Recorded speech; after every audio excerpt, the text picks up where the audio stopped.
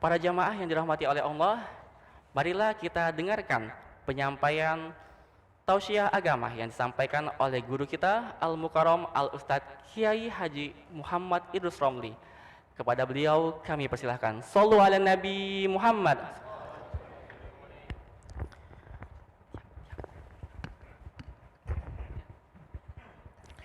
Assalamualaikum warahmatullahi wabarakatuh. Bismillahirrahmanirrahim. Alhamdulillahi rabbil alamin. Lahul hamdu wa lahul fadlu wa lahul thana'ul hasan. Asyhadu an la ilaha illallah wahdahu la syarika lah. Wa ashhadu anna sayyidana Muhammadan abduhu wa rasuluh.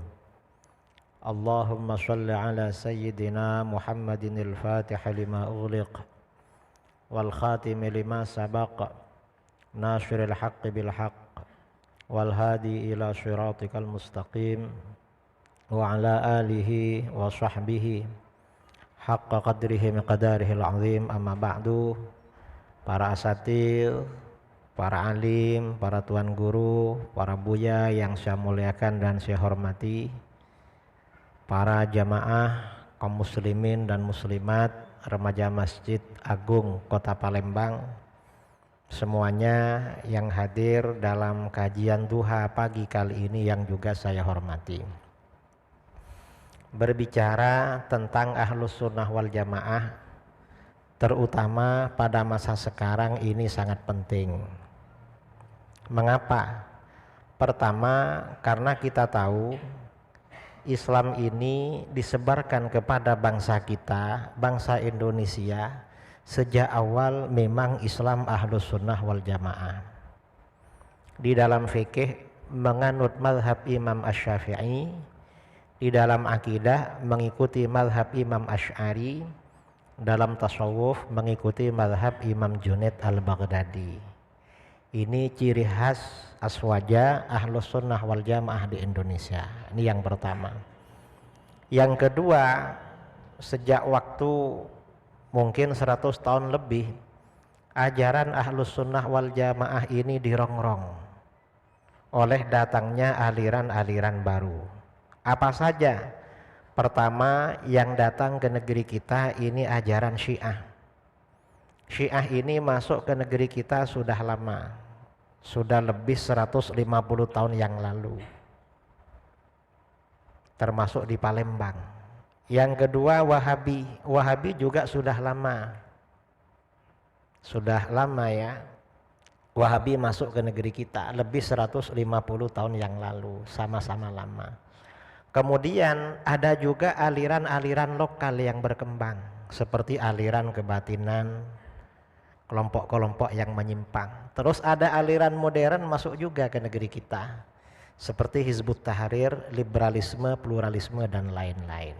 Nah, sebagian aliran ini seperti Salafi Wahabi juga mengaku sebagai Ahlus Sunnah wal Jamaah, bahkan menganggap kita ini bukan aswaja.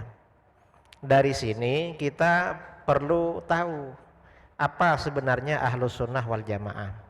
Siapa Ahlus Sunnah wal Jamaah? Nah, berbicara tentang Ahlus Sunnah wal Jamaah, yang paling simpel dan paling sederhana itu adalah dengan menguraikan hadis-hadis yang menubuatkan, mengabarkan tentang terjadinya perpecahan umat. Karena di dalam hadis-hadis itu ada isyarat-isyarat tentang siapa kelompok pengikut kebenaran atau Ahlus Sunnah wal Jamaah. Misalnya hadis riwayat Imam Abu Dawud dan At-Tirmidzi dari Sayyidina Al-Irbad bin Sariyah radhiyallahu an. Rasulullah sallallahu alaihi wasallam bersabda, "Innahu may ya'ish ba'di fasayara ikhtilafan katsira." Sesungguhnya siapa yang hidup sepeninggalku maka akan melihat perbedaan yang banyak. Jadi kata Rasulullah, nanti setelah aku meninggal banyak perbedaan. Padahal ke sekarang meninggalnya Rasulullah bukan puluhan tahun, bukan ratusan, tapi sudah 1440 45 tahun, jadi lama. Pasti banyak perbedaan itu. Kalau ada pendapat yang berbeda-beda, apakah kita bebas mengikuti mana saja? Enggak bebas. Tapi bagaimana kata Rasulullah, fa'alaikum bisunnati wa sunnatil khulafair rasyidin. Maka kamu harus berpegangan dengan sunnahku, dengan ajaranku, dan sunnah khulafaur rasyidin. Dari sini berarti di antara ciri-ciri aliran yang benar atau ahlus sunnah wal jamaah, pertama berpedoman pada sunnah Rasul Shallallahu Alaihi Wasallam. Kedua berpegangan dengan sunnah khulafaur rasyidin. Ini hadis pertama. Lalu hadis kedua, riwayat Imam At-Tirmidzi. Rasulullah Shallallahu Alaihi Wasallam bersabda, "Sataftariqu ummati ala 73 millah, kulluha finnar illa millatan wahidah." Umatku akan pecah menjadi 73 golongan. Bayangkan saudara, 73. Ini di Palembang baru 3 dah ribut ini. Wahabi, Syiah di Palembang dah ribut bukan main. Gimana kalau sampai 10 di sini? Padahal kata Rasulullah 73 golongan. Umatku pecah menjadi 73 golongan. Kulluha finnar, semuanya masuk neraka kecuali satu. Berarti yang harus kita ikuti cuma yang satu. Yang 72 gak boleh diikuti karena ke neraka.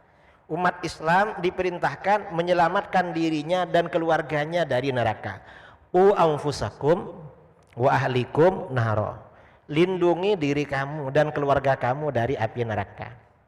Berarti kita gak boleh ikut yang 72. Dan berarti kita harus tahu mana yang 72 itu dan mana satu golongan yang selamat. Para sahabat bertanya, "Man hiya ya Rasulullah?" Siapa satu golongan yang selamat itu wahai Rasulullah? Rasulullah SAW menjawab, "Ma ana alaihi wa ashabi." Golongan yang mengikuti ajaranku dan ajaran para sahabatku. Nah, dari sini berarti ada rambu-rambu, ada pesan. Di antara ciri-ciri golongan yang selamat adalah mengikuti ajaran Nabi dan mengikuti ajaran para sahabat. Ini hadis yang kedua. Lalu hadis yang ketiga, riwayat Imam Ibnu Majah dari Anas bin Malik radhiyallahu an. Rasulullah SAW bersabda, "Inna ummati lan tajtami'a ala dhalalah." Sesungguhnya umatku tidak akan berhimpun di atas kesesatan. Artinya apa? Kalau umat Islam ini bersepakat, berijma, itu dipastikan benar. Hadis ini menjadi salah satu dalil ijma. Jadi kalau para ulama ini berijma pasti benar, gak boleh keluar dari ijma ini. Berarti di antara ciri-ciri tanda-tanda aliran yang benar istiqomah mengikuti ijma ulama. Itu kalau terjadi ijma. Kalau berbeda-beda kita ikut yang mana kalau tidak ada ijma? Dalam hadis ini disampaikan, fa idza ra'aitum ikhtilafan fa'alaikum bisawadil a'zam. Apabila kalian melihat terjadinya perbedaan pendapat, maka berpeganglah kamu dengan golongan mayoritas. Nah, di sini kita diperintahkan kalau terjadi pendapat yang beda-beda, terutama orang awam. Karena orang awam mau cari dalil, kitabnya gak punya. Kemudian kalau dikasih kitab gak bisa baca lagi. Kalau bisa baca karena ada di pesantren sebentar gak paham juga. Susah. Maka bagaimana untuk orang awam di sini dikasih tanda-tanda ikuti golongan mayoritas. Nah, dari ketiga hadis ini berarti ciri-ciri ahlus sunnah wal jamaah ada berapa? Pertama, mengikuti sunnah Rasul. Kedua, mengikuti sunnah khulafaur rasyidin. Ketiga, mengikuti ajaran para sahabat di luar khulafaur rasyidin. Keempat, mengikuti ijma ulama. Kelima, merupakan golongan mayoritas. Nah, ini saudara ciri-ciri ahlus sunnah wal jamaah. Yang empat hanya diketahui orang alim. Mengikuti sunnah Rasul yang tahu orang alim. mengikuti sunnah khulafaur rasyidin, yang tahu orang alim juga. Kemudian kriteria mengikuti para sahabat, orang alim juga yang tahu. Mengikuti ijma ulama, ini orang alim juga. Nah, untuk yang awam-awam macam kita ada juga ternyata. Apa? Merupakan golongan mayoritas. Pokoknya paling banyak itu wis bener. Ini untuk orang awam. Nah, ini kriteria ahlus sunnah wal jamaah atau aliran yang benar. Dari 5 kriteria ini akhirnya disimpulkan siapakah ahlus sunnah wal jamaah itu. Berarti kalau begitu ahlus sunnah wal jamaah adalah golongan mayoritas umat Islam yang berpegangan dengan Al-Quran, sunnah khulafaur rasyidin, ajaran para sahabat dan ijma ulama. Di mana mayoritas umat Islam ini di dalam urusan keagamaan mengikuti konsep bermadhab. Madhabnya apa? Di dalam fikih kalau masa sekarang mengikuti salah satu madhab yang 4, yaitu madhab Hanafi, madhab Maliki, madhab Syafi'i, madhab Hambali. Di dalam akidah mengikuti salah satu dari 2 madhab, yaitu madhab Asy'ari dan madhab Maturidi. Di dalam tasawuf mengikuti madhab Imam Junaid al-Baghdadi. Ini ciri-ciri ahlus sunnah wal jamaah. Nah, sekarang ada pertanyaan.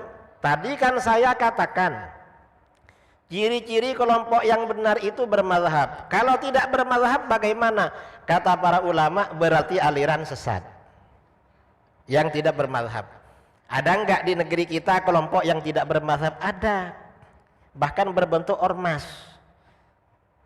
Tidak bermadhab, bilangnya tidak anti madhab, dan katanya mereka mentarjih terhadap hasil-hasil madhab. Entah apanya yang ditarjih, padahal tidak punya kemampuan mentarjih. Ini berarti termasuk aliran sesat itu. Mentarjih itu artinya mengunggulkan. Ini ada. Jadi kalau tidak bermazhab berarti aliran sesat. Ini kata Hadratus Syekh Hasyim Asy'ari. Ada ulama kita ya, guru kita Syekh Muhammad Said Ramadan Al-Buti menulis kitab berjudul Al-Madhabiyah Akhtaru Bid'atin Tuhaddidus Syari'atal Islamiyah. Kelompok yang tidak bermadhab itu bid'ah yang paling bahaya yang mengancam syariat Islam.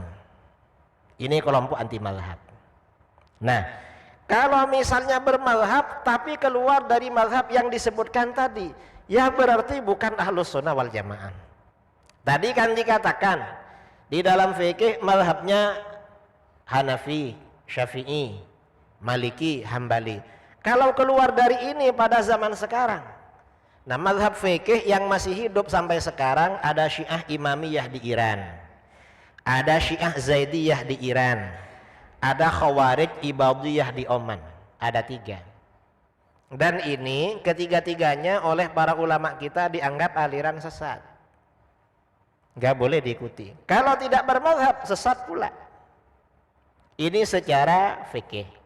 Nah, bagaimana dengan Wahabi? Wahabi ini apakah bermazhab?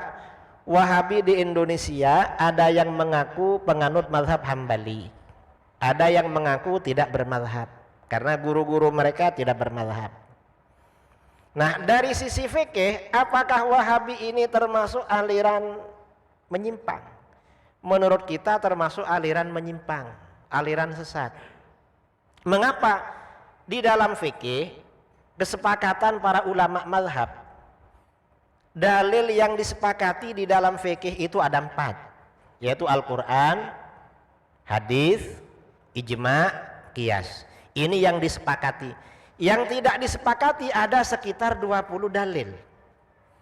Jadi kalau saudara belajar usul fikih, ya, belajar usul fikih sampai S2 atau S3 di Timur Tengah, jumlah dalil itu bukan cuma 4 saudara, tapi ada 20 lebih, sekitar 24 atau 25.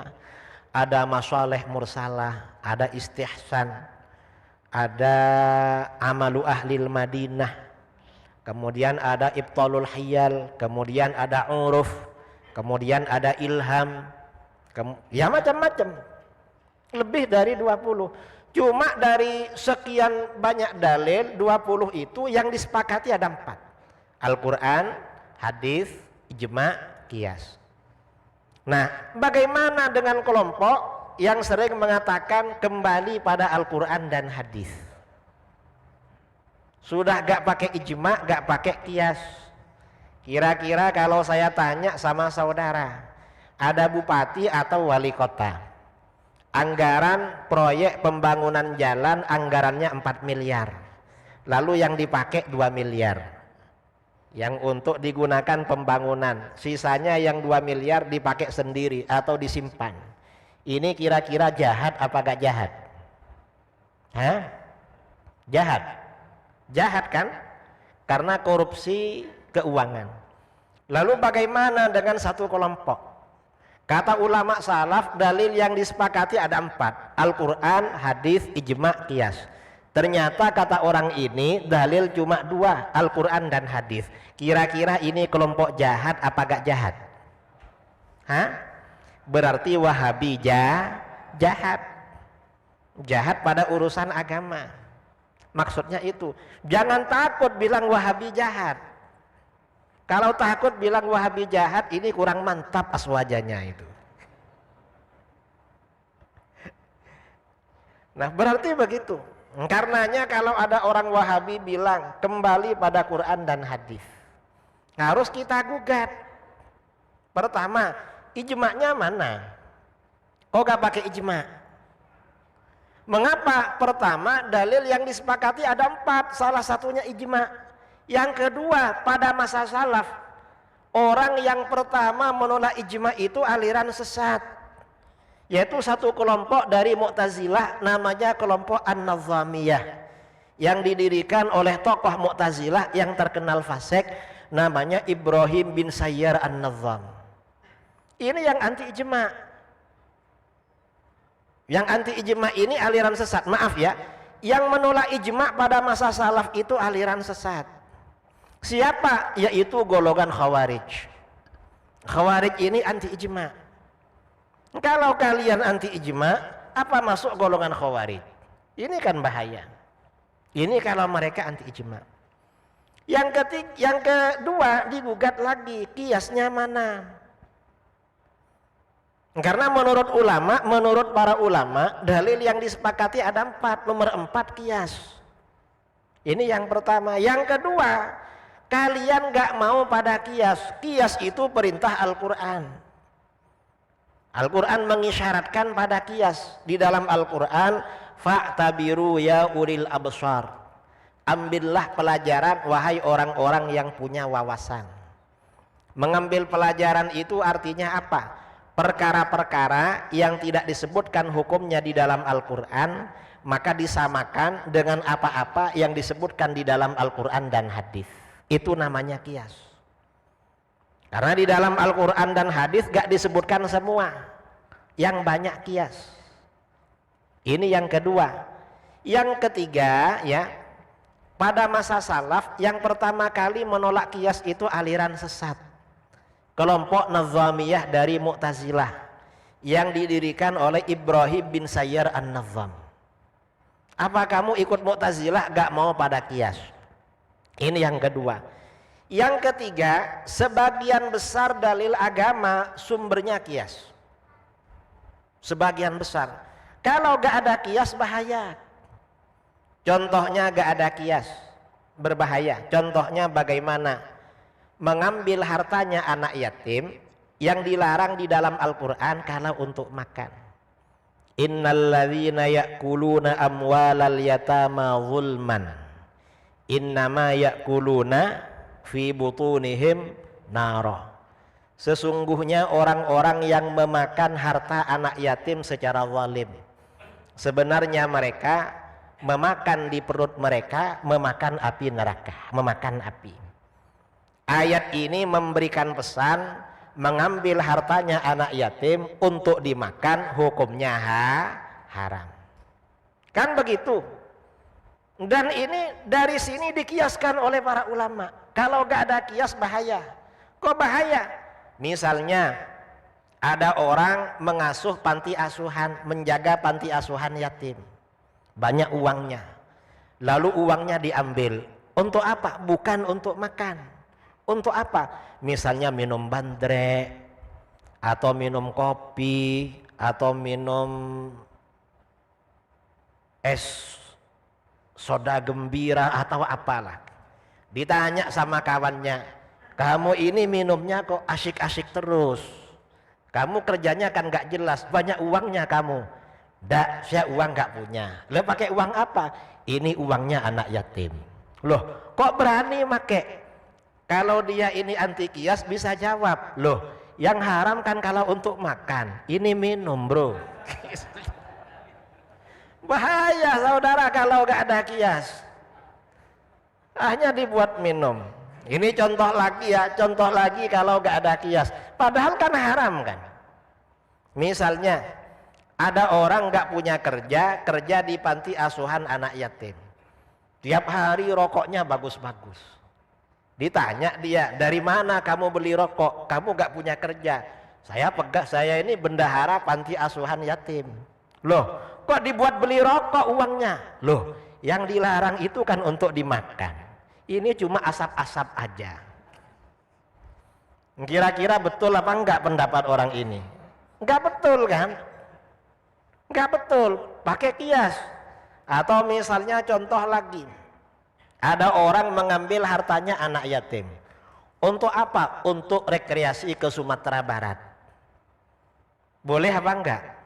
Enggak boleh. Atau ada orang memakai hartanya anak yatim.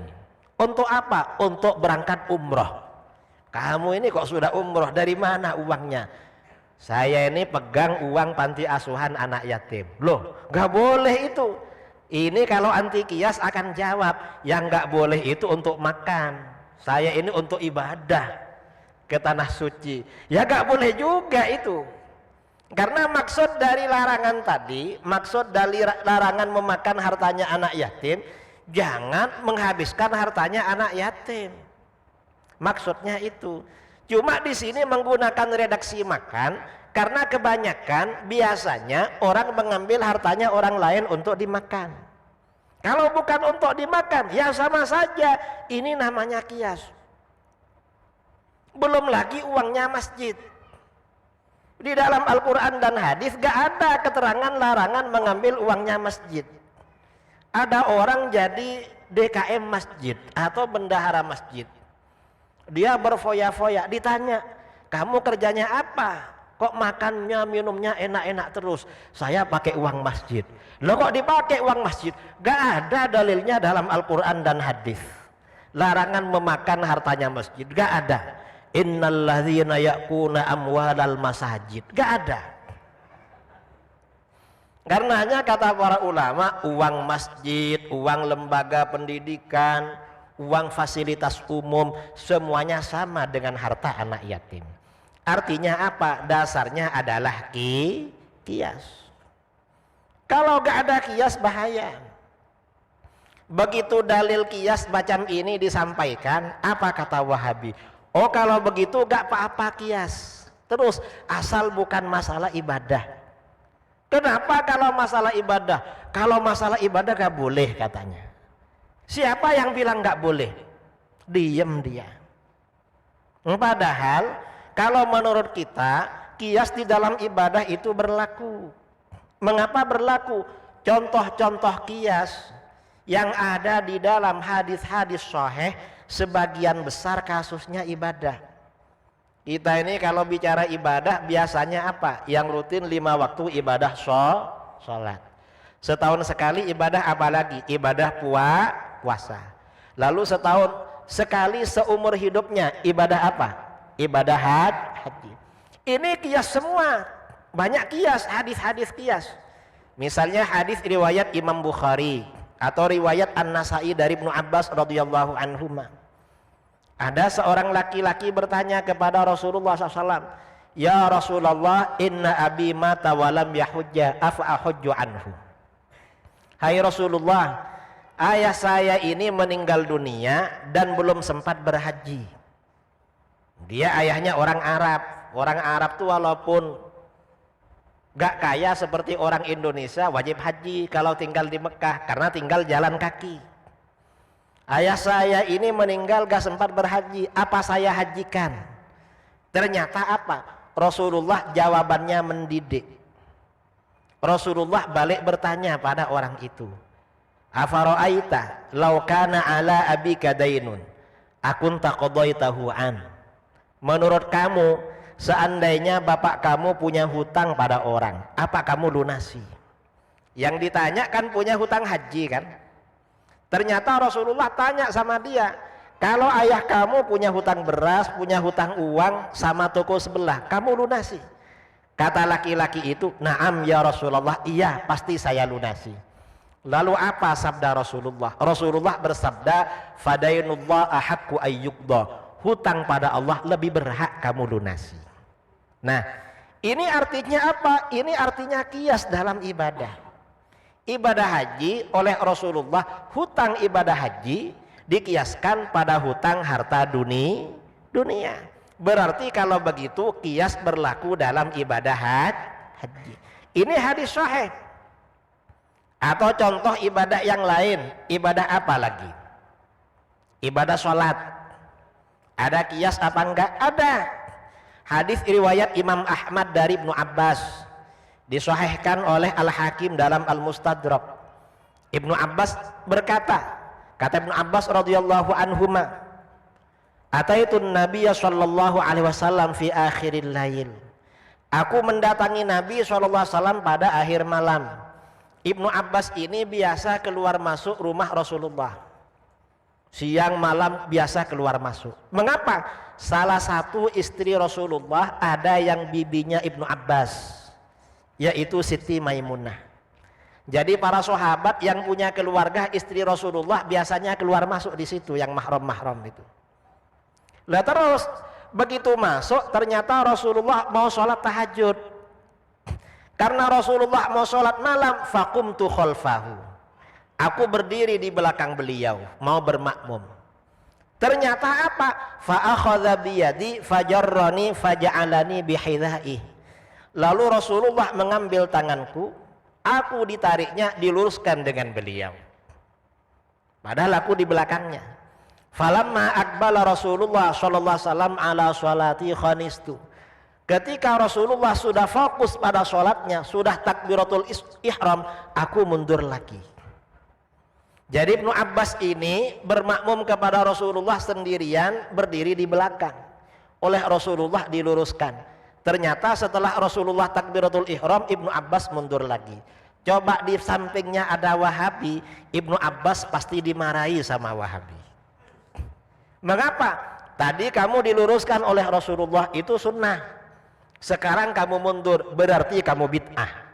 Kan begitu pola pikir Wahabi itu. Ternyata apa? Falamman sorofa qalali. Ketika Rasulullah selesai sholat, Rasulullah bertanya kepadaku, ya Ibnu Abbas, malak ja'altuka bihidai fatahnas. Ibnu Abbas, ada apa kamu? Kamu aku luruskan, malah kamu mundur. Ini Rasulullah. Rasulullah itu kalau ada sahabat berbuat sesuatu berkaitan dengan ibadah, ditanya alasannya. Kamu tadi kan aku luruskan, kenapa mundur? Ternyata apa? Ibnu Abbas ini jawabnya pakai kias. Kias ini artinya analogi, menyamakan. Yang tidak ada di dalam Al-Quran dan hadis disamakan dengan yang ada dalam Al-Quran dan hadis. Ibnu Abbas jawabnya pakai kias. Apa kata Ibnu Abbas? Ya Rasulullah, awayam bagi li ahadin ayyusalliya hidha'ak wa anta Rasulullah alladzi a'taqallah. Hai Rasulullah, apakah seyogyanya, apakah pantas bagi seseorang sholat lurus dengan engkau, dengan baginda? Sampeyan ini kan Rasulullah yang dikaruniakan derajat yang tinggi oleh Allah. Artinya apa? Kata Ibnu Abbas, Rasulullah, derajat sampeyan itu di depan kami, kami derajatnya di belakang. Kalau kami lurus dengan sampeyan gak pantas, makanya mundur. Ini namanya mengkiaskan posisi imam dengan makmum dengan posisi derajat. Ternyata apa? Rasulullah fa'ajabahu, Fa'ajabahu, Rasulullah ternyata kagum dengan jawabanku. Wada'allah li, dan Rasulullah berdoa, mendoakan aku kepada Allah.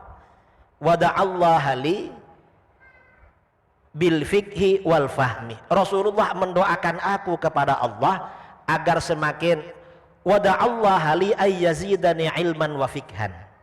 Dan Rasulullah mendoakan aku kepada Allah agar menambah aku ilmu dan pemahaman dalam ilmu agama. Nah, ini artinya apa? Hukum produk kias gak boleh disalahkan kalau kiasnya sahih, dan gak boleh dibid'ahkan kalau kiasnya sahih, kalau produk kias. Mengapa Rasulullah begitu?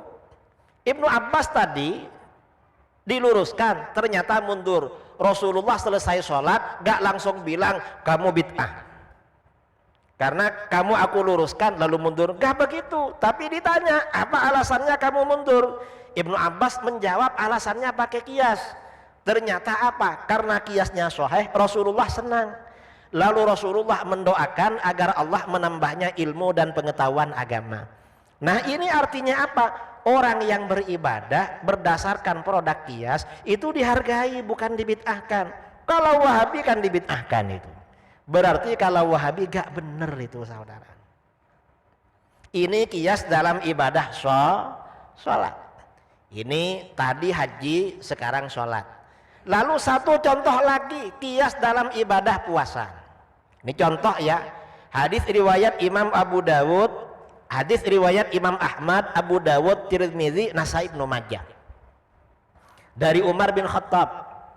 Sayyidina Umar bin Khattab berkata, "Hasyashtu yauman faqabbaltu wa ana shaim." Kata Umar, suatu hari saya mencium istri saya. Suatu hari saya ini girang. Suatu hari saya ini senang sekali. Karena senang sekali, maka saya cium istriku, padahal aku lagi puasa. Laki-laki itu kalau lagi happy, kalau lagi senang, hormonnya naik. Karena hormonnya naik, syahwatnya naik. Kalau syahwatnya naik, lupa kadang kalau puasa, ada istrinya langsung dicium. Itu kalau senang. Makanya laki-laki itu harus senang. Kalau gak senang, kasihan istrinya. Karena kalau laki-laki ini galau, susah, hormonnya turun. Kalau turun, maka gak syahwat. Kalau sering susah, bahaya, bisa impoten. Karena impoten, akhirnya apa? Malam-malam mestinya bersama istrinya, atau hari libur mestinya bersama istrinya, dia duduk di pinggir sungai pergi memancing. Makanya orang yang suka mancing itu kadang orang sumpek itu, betul. Makanya laki-laki gak boleh sumpek. Jangan terlalu senang. Kalau terlalu senang kawin lagi itu. Itu laki-laki ya. Ini hanya slow lah biar gak sepaneng dari tadi. Akhirnya apa? Kata Sayyidina Umar, fa'ataitu Rasulullah sallallahu alaihi wasallam faqultu. Aku mendatangi Rasulullah SAW, lalu aku bertanya, "Ya Rasulullah, laqad sana'tul yauma amran 'aziman." Hai Rasulullah, hari ini aku telah benar-benar berbuat salah besar. Saya ini melakukan kesalahan besar Rasulullah, gimana ini? Salah apa? Kata Umar, qabbaltu wa ana shaim. Saya tadi mencium istriku padahal aku puasa. Gimana puasa saya ini? Ternyata apa? Rasulullah jawabnya pakai kias. Apa kata Rasulullah? Ara'aita lau tamatmatta bima'in wa anta shaim. Menurut kamu, seandainya kamu berkumur pakai air, kamu lagi puasa, gimana puasa kamu?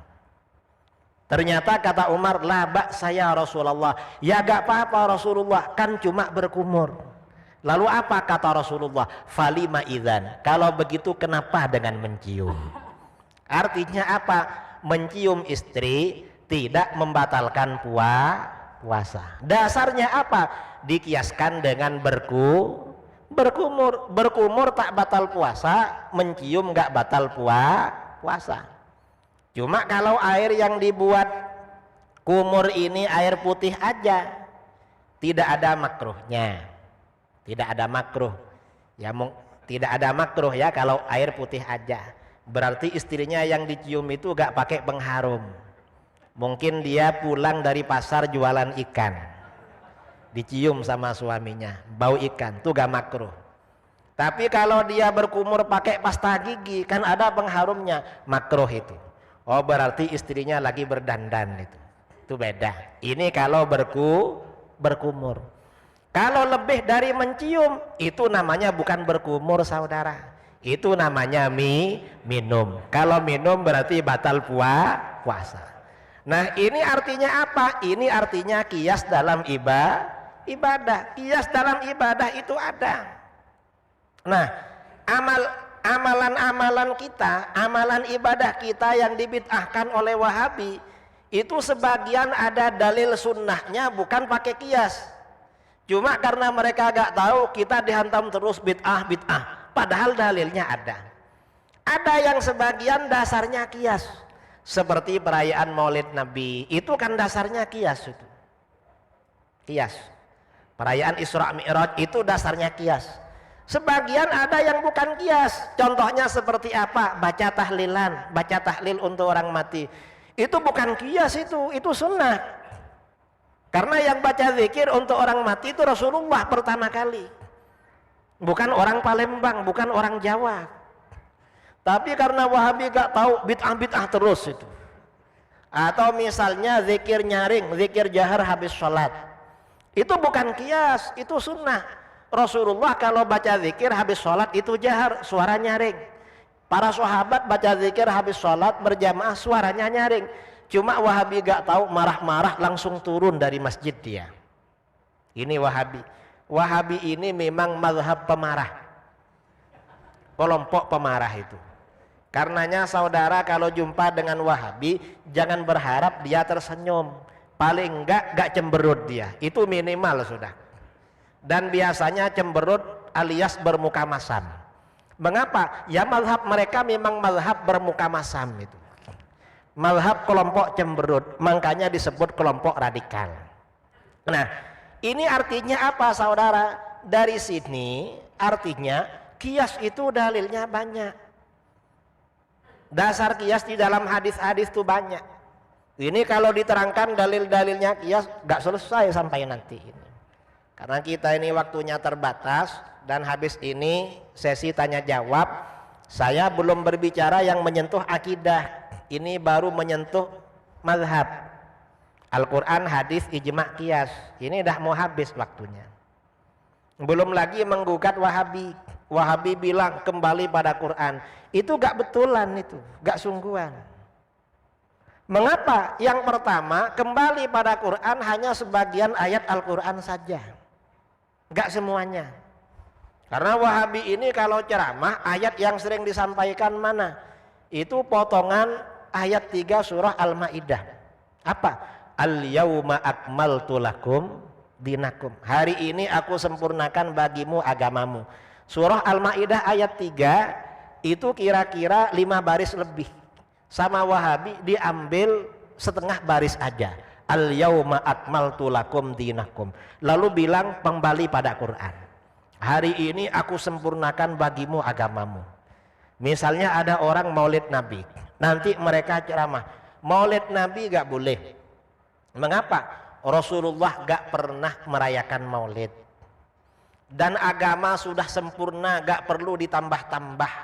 Kalau gak percaya agama sempurna, hukumnya haram, dosa, syirik, murtad, dan kafir. Dasarnya mana? Surah Al-Ma'idah ayat 3. A'udzubillahi minasyaitonirrajim. Al-yawma akmaltu lakum dinakum.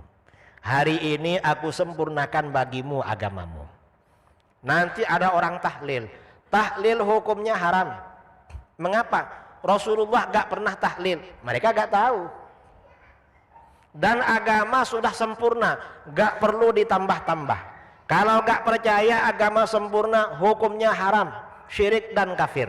Dalilnya mana? Al-Ma'idah ayat 3. Al-yawma akmaltu lakum dinakum. Apa saja saudara dalilnya al-yawma akmaltu. Jadi ayat ini oleh Wahabi dijadikan kunci Inggris. Saudara tahu kunci Inggris? Kalau bautnya besar diperbesar, nanti bautnya kecil diperkecil, gitu terus Wahabi. Mereka ini dalilnya borongan saudara, itu aja dalilnya, bilangnya kembali pada Quran. Loh kok itu aja dalilnya? Saya ceramah di depan mereka di Solo, saya bilang, ya agama memang sempurna, cuma yang gak sempurna kan otak kamu. Karena yang dimaksud kesempurnaan agama bukan seperti yang kamu asumsikan. Yang dimaksud agama sempurna, dalil-dalilnya sempurna, baik secara nason, tekstual maupun istimbaton, secara kontekstual pakai kias. Itu yang dimaksud sempurna, bukan karena gak ada zaman Rasulullah lalu bid'ah, gak begitu. Kamu ini namanya menyalahgunakan dalil. Ini mereka. Kadang-kadang ya mereka salah memang, pokoknya pakai Al-Quran walaupun gak nyambung. Dan mereka sering gak nyambung kalau pakai dalil Al-Quran itu. Al-Quran oleh mereka memang dirubah pemahamannya. Karenanya adik-adik ini ya, yang rajin hadir majelis-majelis kajian, Kiai Idris atau kiai-kiai yang lain, para habaib atau siapa yang rajin. Mengapa? Kalau gak rajin nanti kena tipu sama Wahabi. Karena Wahabi itu penipu saudara. Penipu ini kalau cuma menipu ayam, menipu sepeda motor gak apa-apa, bisa beli lagi. Tapi kalau yang ditipu urusan agama bahaya. Yang ditipu merasa gak ditipu, merasa dapat durian runtuh itu. Padahal yang dapat cuma kulitnya aja, gak ada bijinya itu. Ini Wahabi, bahayanya Wahabi. Nah, saya kira ini ya yang Al-Quran. Yang sunnah gitu juga, Wahabi bilang kembali pada Al-Quran dan sunnah. Yang dimaksud kembali pada Quran dan sunnah bukan semua kitab-kitab hadis dari A sampai Z seperti yang dipahami ulama, bukan. Kembali kepada sunnah itu biasanya hadisnya cuma satu. Hadis siapa? Yaitu hadis kullu bid'atin dhalalah. Itu aja hadisnya. Ada orang rayakan maulid Nabi, nanti mereka bilang haram. Mengapa? Masa Rasulullah tak pernah ada perayaan maulid. Kalau memang pernah ada, coba ustadz siapa yang diundang ceramah masa Rasulullah? Gak ada kan? Kalau udah ada pada masa Rasulullah berarti bid'ah. Kalau bid'ah berarti sesat. Dalilnya mana? Hadis riwayat Imam Muslim, kullu bid'atin dhalalah. Nanti apalagi kullu bid'atin lagi saudara. Saya ini dialog dengan mereka di Balikpapan akhir 2011. Saya tanya, kamu pengikut siapa? Kami ini pengikut ahli hadis Kiai, katanya. Loh, kok ahli hadis dari tadi hadisnya cuma satu, kullu bid'atin dhalalah. Saya berbicara bid'ah hasanah, hadisnya puluhan. Dan saya bukan ahli hadis. Masa kamu pengikut ahli hadis? Hadisnya cuma satu. Berarti kamu bukan pengikut ahli hadis. Pengikut siapa Kiai? Kamu ini pengikut ahli hadas. Dan itu hadas akbar. Akhirnya kata si Kiai, jangan mengejek lah. Saya gak mengejek, ini kenyataan memang. Hadas itu artinya bid'ah saudara, pengikut ajaran bid'ah. Itu bahasa lain, apa namanya? Bahasa itu kalau beda lafadznya tapi maknanya sama. Itu bahasa Arabnya mustarok. Kalau bahasa Indonesianya apa namanya? Ya itulah. Pokoknya mereka Wahabi ini ngaku ahli hadis, tapi hadisnya cuma satu. Dan sekarang ini Wahabi sering bilang ustadz-ustadznya apa? Ini ustadz tauhid. Ya, ustadz mereka dibilang ustadz sunnah, ustadz tauhid. Kalau mereka bilang ustadz sunnah, kita jawab aja sunnah yang mana? Itu sunnahnya Khawarij. Kalau mereka bilang ustadznya ustadz tauhid, jawab aja itu tauhidnya Abu Jahal dan Abu Lahab. Karena mereka ini suka pakai nama. Kalau bikin masjid namanya Masjid Abu Bakar As-Siddiq, Masjid Umar bin Khattab. Itu di daerah lain Masjid Abu Ubaidah, betul. Di Palembang masjid mereka namanya apa? Imam Syafi'i. Itu namanya aja Imam Syafi'i, tipu-tipu mereka. Sudah anti Imam Syafi'i pakai nama lagi. Mereka suka nipu. Anti ajaran Imam Syafi'i. Di Jambi orang-orang tanya, Kiai, ini Wahabi masjidnya pakai nama Masjid Abu Ubaidah, Masjid Abu Bakar, gimana ini Kiai? Itu cuma nama, tauhidnya Abu Jahal dan Abu Lahab, itu sama-sama ada abunya, tapi beda belakangnya. Ini Wahabi saudara, hati-hati. Mereka ini benar-benar penyimpangan, penyesatan dan penyelewengan. Itu Wahabi, gak main-main, memang bahaya mereka. Saya kira itu ya yang perlu saya sampaikan pengantar tentang siapa Ahlus Sunnah wal Jamaah. Karena ini sebentar lagi jamaah zuhur mau datang, kita agak perlu lama-lama, dilanjutkan dengan sesi tanya jawab. Waktu saya kembalikan kepada MC, kepada moderator. Wal afu minkum. Assalamualaikum warahmatullahi wabarakatuh. Waalaikumsalam warahmatullahi wabarakatuh. Para jamaah yang dirahmati oleh Allah Subhanahu wa taala dan pemirsa dimanapun Anda berada, telah kita dengarkan bersama penyampaian materi dari Kiai Haji Muhammad Idrus Romli, dan kami persilahkan dan kami buka sesi tanya jawab, dan kepada para jamaah yang ingin bertanya silahkan menuju ke mikrofon terdekat dan menyebutkan nama terlebih dahulu. Silahkan Bapak yang baju putih, yang pertama banget, Bapak yang baju putih. Ya, siap.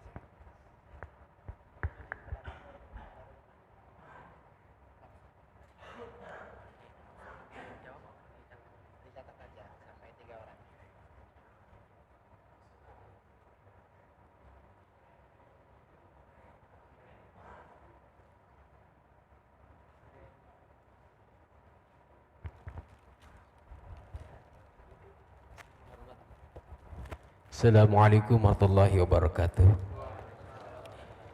Alhamdulillah saya diberi kesempatan untuk bertanya. Syukron guru kita yang hadir pada ini. Saya bertanya Pak, pasti tentang masalah ikhtilaf itu dari segala aspek Pak, bukan cuma ini masa pernikahan.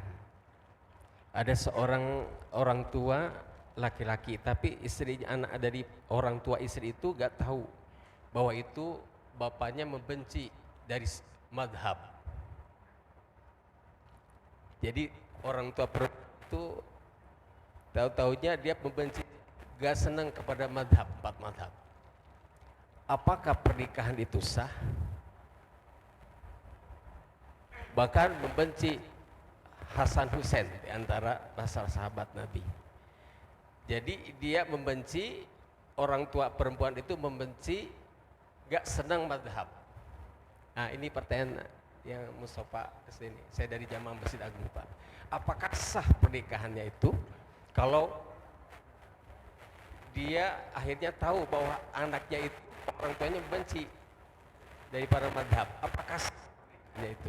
Wallahualam. Assalamualaikum warahmatullahi wabarakatuh. Waalaikumsalam warahmatullahi wabarakatuh. Berikutnya, ya silakan Bapak.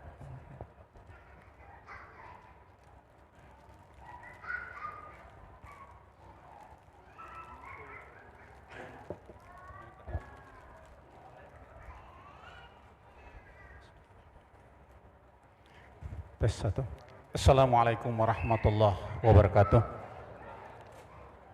Terima kasih yang kami muliakan, yaitu Kiai Haji Idrus Romli yang telah datang di Kota Palembang.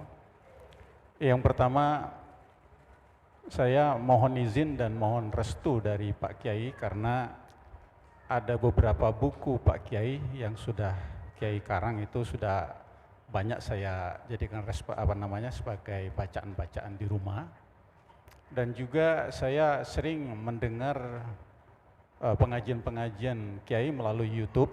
Itu juga ada beberapa keterangan-keterangan yang saya catat dan saya ambil, juga saya mohon itu dapat dijadikan sebagai satu ilmu buat kami dan tolong diredoi supaya kami dapat memanfaatkan keterangan-keterangan dan ceramah Kiai tersebut. Nah, pertanyaan yang kedua, kalau tadi cuma izin barangkali, pertanyaan yang kedua begini Kiai, kita sering ada semacam barokah atau tawasul, terutama sekali tawasul kepada para ulama. Tapi di sini ada semacam ketimpangan-ketimpangan ketika kita tawasul, di mana ada sebagian dari masyarakat kita kalau kita bertawasul itu, maaf sekali lagi saya bukan artinya menghina, mengejekkan dan lain sebagainya, ini sebagai masalah saja. Sering umpamanya kita kalau bertawasul itu umpamanya ila ruh Syekh Abdul Qadir Jailani. Itu yang sering kita sebutkan dalam kalimat-kalimat tawasul. Tapi terdahulu dari beliau itu masih banyak kan ulama-ulama yang terkenal seperti Abu Hasan Asy'ari, Abu Maturidi, itu merupakan pelopor-pelopor dari masalah ilmu kalam atau ilmu tauhid yang sebagaimana pada hari ini kita bahas.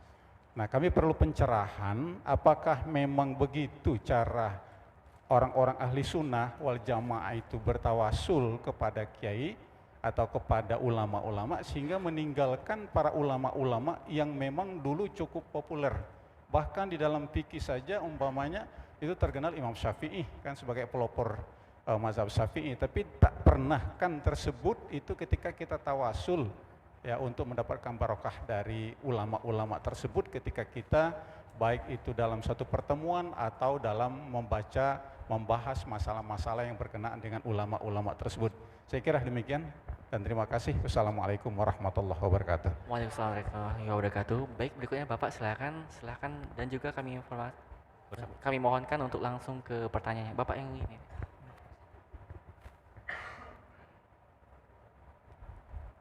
Baik, bismillahirrahmanirrahim. Assalamualaikum warahmatullahi wabarakatuh. Pertama kami mungkin berterima kasih kepada Kiai Haji Idrus Ramli bisa hadir ke Palembang. Kalau bisa sering-sering Kiai ke Palembang. Pertanyaan kami mungkin ada dua hal. Pertama terkait dengan cara ciri dari Ahlus Sunnah. Tadi sudah banyak disebutkan. Di antaranya ngikut Nabi, kemudian ngikut para sahabat, termasuk bermazhab. Nah, yang menarik adalah terkait dengan bahwa Ahlus Sunnah itu mayoritas. Sebagaimana dalam hadis Nabi itu la yastami ummati 'ala dhalalah. Wa in ra'aitum ikhtilafan fa'alaikum bisawadil a'zam. Justru hadis ini diambil oleh ustadz-ustadz Wahabi dan dibenturkan dengan ayat Quran surat Al-An'am ayat 116. Wa in tuti aktsara man fil ardi yudilluka an sabilillah. Kalau kau ikut kebanyakan orang di muka bumi ini, maka kau akan disesatkan dari jalan Allah. Nah, kira-kira gimana ini masalah tentang mayoritas Ahlus Sunnah yang kemudian mereka benturkan dengan Quran Al-An'am 116 itu. Kemudian yang kedua, ini klaim dari kelompok mereka ketika memaknai ayat-ayat, misalkan contoh kasus istiwa, Ar-Rahman ala arsy istawa. Mereka kalau ngomong di depan kamera, ngomong di depan jamaah, klaimnya adalah kembali kepada manhaj salaf. Di antaranya perkataan Imam Malik tentang misal istiwa maklum wal kaif majhul wa su'al anhu bin'ah. Artinya mereka menyerahkan maknanya sepenuhnya kepada Allah tanpa tajsim gitu. Mereka mengklaim bahwa tanpa tajsim, tanpa tasbih, memaknainya itu diserahkan kepada Allah. Nah, ini gimana Kiai? Ya, syukran. Assalamualaikum warahmatullahi wabarakatuh. Baiklah, kami persilahkan untuk kepada Pak Kiai. Pertanyaan pertama, ada orang Wahabi menikahkan putrinya. Ya. Atau orang Syiah lah menikahkan putrinya. Selama bid'ahnya dia tidak menyebabkan kafir dari Islam, itu sah menikahkan putrinya. Masih sah. Walaupun benci mazhab, sah. Jadi kalau sampean ditawari putri mereka, kamu mau sama anak saya, anti mazhab, ya saya terima, ayo qabil tuh, begitu. Sah itu.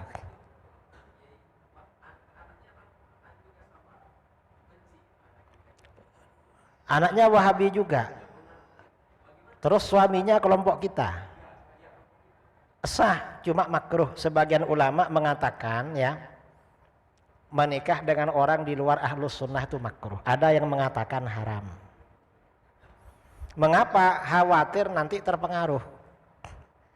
Suaminya kalah sama istrinya atau anaknya kalah. Di antara ulama salaf dulu, ahli hadis, guru-gurunya Imam Bukhari, ada ulama namanya Imran bin Hittan. Beliau orang ahlus sunnah asalnya. Cuma beliau wajahnya tidak ganteng, jelek wajahnya. Lalu ada perempuan Khawarij, cantik sekali. Akhirnya apa? Imam Imran ini tertarik menikahi perempuan Khawarij. Diingatkan sama ulama yang lain, Buya, jangan lamar itu Khawarij, nanti Buya terpengaruh. Kata beliau, saya aswajakan dia, nanti ikut aswaja. Ternyata apa? Setelah Imran bin Hittan ini menikah dengan perempuan Khawarij, bukan istrinya itu ikut ahlus sunnah, malah suaminya menjadi ulama Khawarij. Ya mungkin istrinya punya andalan, saya ini cantik, pisah dari kamu bisa cari lagi. Kamu belum tentu dapat macam saya, mungkin begitu kata istrinya. Artinya ya bisa terpengaruh itu. Padahal itu Imran bin Hittan ini ulama salaf, termasuk gurunya Imam Qatadah. Imam Qatadah ini gurunya Imam Malik. Imam Malik gurunya Imam Syafi'i. Imam Syafi'i gurunya Imam Ahmad, Imam Ahmad gurunya Imam Bukhari. Ini guru-gurunya orang besar ini, bisa ikut Khawarij gara-gara istrinya Khawarij. Padahal ulama itu. Tapi sah, sambian ya, dapat anaknya orang Syiah, dapat anaknya orang Wahabi. Tidak apa-apa, sah aja. Sebagian mengatakan makruh, sebagian mengatakan haram, tapi sah. Dia pertanyaan yang pertama. Yang masalah kenapa ya para ulama kita di Indonesia ketika bertawassul, maksudnya baca Fatihah. Yang pertama kan ila hadratin Nabi sallallahu alaihi wasallam wa alihi wa ashabi al-Fatihah. Yang kedua ila ruhi sultanil awliya Syekh Abdul Qadir Jilani. Mengapa Syekh Abdul Qadir? Karena para ulama yang menyebarkan Islam ke negeri kita dulu itu rata-rata thariqatnya Qadiriyah. Ikut thariqahnya Syekh Abdul Qadir Jilani. Makanya tawassulnya melalui beliau. Lalu kenapa imam-imam yang lain enggak dibacakan tawassul? Misalnya Imam Asy-Syafi'i, Imam Asy'ari, Imam Junaid Al-Baghdadi atau imam-imam yang lain. Ya takut kelamaan aja. Bangsa kita ini kan suka yang simpel-simpel, jangan lama-lama. Suka begitu. Ya sebenarnya kalau dibacakan semua ya gak apa-apa, gak selesai semalam. Kalau nama ulama dibacakan Fatihah satu persatu. Wong guru-guru kita, ulama kita itu jumlahnya ribuan itu. Dan kalau terlalu panjang tawassulnya, nanti ya makanannya dingin malah. Jadi gak apa-apa sebenarnya. Itu berarti thariqahnya Qadiriyah dulu. Para ulama yang menyebarkan Islam itu. Karenanya amalan-amalan dari kiai-kiai dulu, ulama-ulama dulu, hizib-hizib itu banyak yang dari Syekh Abdul Qadir.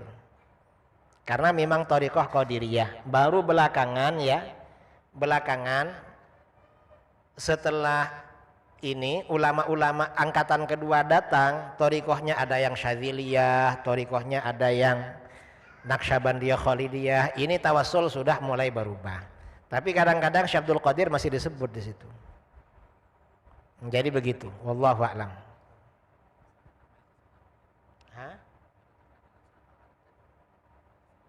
Jadi begini, Wahabi ini bilangnya ikut Al-Quran hadis. Tapi begitu mereka disampaikan hadis, ikut golongan mayoritas.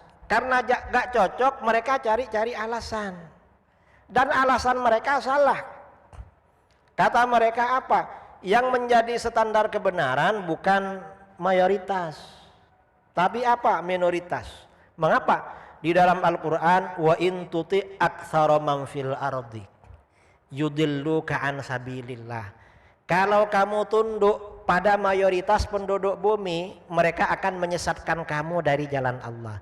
Memang betul mayoritas penduduk bumi orang kafir memang. Umat Islam 20%, yang 80% kafir. Betul memang itu, cuma Wahabi gak paham. Adapun mayoritas umat Islam memang alal haq. Dasarnya mana? Fa idza ra'aitum ikhtilafan fa 'alaikum bisawadil a'zam. Kalau kamu lihat perbedaan pendapat di antara umat Islam maksudnya, bukan perbedaan antara orang Islam dengan orang kafir. Kalau sesama umat Islam ikuti golongan mayoritas. Dan ini senyawa dengan ayat Al-Qur'an. Di dalam Al-Qur'an, gimana di dalam Al-Qur'an? Kuntum khaira ummatin ukhrijat linnas ta'muruna bil ma'ruf wa tanhauna 'anil munkar wa tu'minuna billah. Senyawa dengan ayat itu. Jadi gak bertentangan. Wahabi aja gak paham. Jadi Wahabi ini bilangnya ikut hadis. Ketika ada hadis berbenturan dengan pikiran mereka, gak ikut juga mereka, cari-cari alasan. Alasannya pakai apa? Al-Qur'an. Dan itu pun disalahartikan oleh mereka, disalahpahami. Karenanya hati-hati dengan Wahabi, mereka penipu memang.